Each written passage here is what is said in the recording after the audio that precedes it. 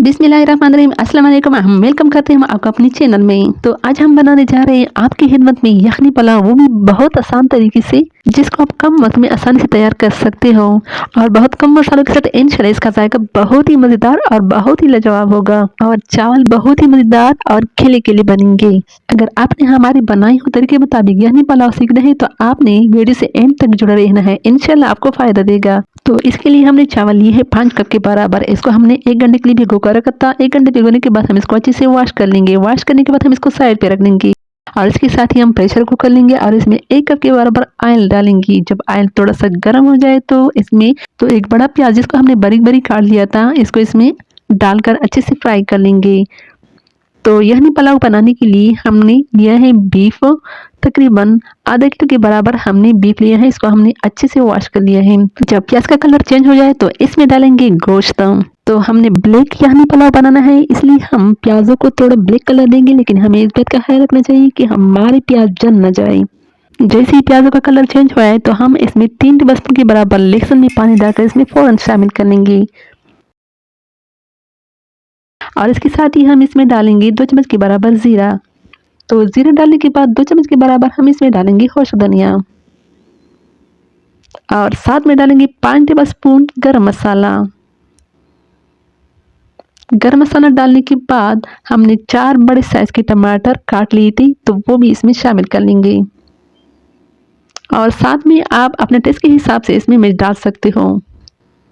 तो ये देखिए हमने सारी चीज़ इसमें डाल दी है और थोड़ा सा हम इसमें मिक्स करेंगे और साथ में थोड़ा सा पानी भी इसमें शामिल करेंगे ताकि टमाटर जो है इसमें अच्छे से हल हो जाए। और इसके साथ ही हम इसमें तकरीबन 3 टेबलस्पून नमक डालेंगे ताकि नमक का जायका भी गोश्त में इन सब चीज़ों में चला जाए। तकरीबन 5 से 6 मिनट के बाद जब टमाटर अच्छे से हल हो जाए तो इसके बाद हम इसमें पानी डालेंगे।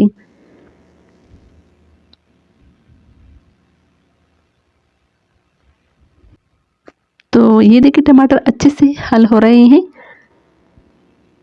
और जब टमाटर अच्छे से हल हो जाए तो हम इसमें पानी डालेंगे और तकरीबन 6 कप के बराबर हम इसमें पानी डालेंगे, क्योंकि बड़ा गोश्त पकने में ज़्यादा वक्त लगता है और साथ में हम चावल के हिसाब से भी अंदाज़ा लगाएंगे कि हमने इसमें कितना पानी डालना है। यानी हमने इसे गोश्त भी पकाना है और जब यखनी तैयार हो जाए तो इसके साथ ही हमने इसमें चावल भी डालने होंगे और आखिर में हम तकरीबन 1 टेबलस्पून के बराबर काली मिर्च डालेंगे। तो इन सारी चीज़ों को अच्छे से मिक्स कर लेंगे और साथ में नमक भी टेस्ट कर लेंगे।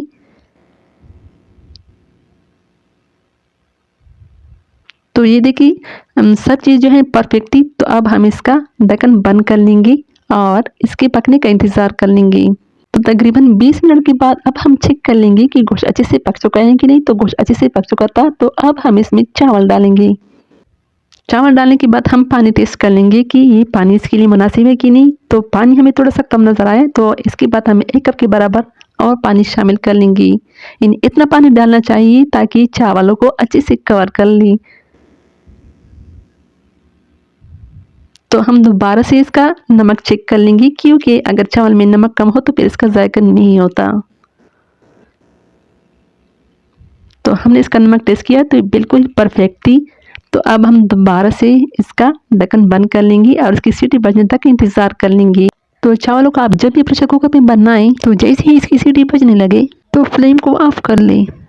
तो आप फ़ौरन ही फ्लेम बंद कर लें और तकरीबन 20 मिनट तक इसको दम पर रख लें, क्योंकि चावल के लिए दम करना बहुत ज़रूरी है। दम के बगैर चावल बिल्कुल अच्छे नहीं पकते। तो हमने इस चावल को तकरीबन 20 मिनट तक दम पे रखा। तो दम पर रखने के बाद देखिए हमारे चावल कितने अच्छे और खिले खिले बन गए हैं। तो कैसी लगी आपको हमारी आसान सी रेसिपी? अगर आपको अच्छी लगी तो हमारे चैनल को लाइक सब्सक्राइब अपने दोस्तों के साथ शेयर ज़रूर करना और इस रेसिपी को रमज़ान में ज़रूर ट्राई करना, इंशाल्लाह आपको मज़ा देगा। और साथ में आपके देखने का बहुत बहुत शुक्रिया।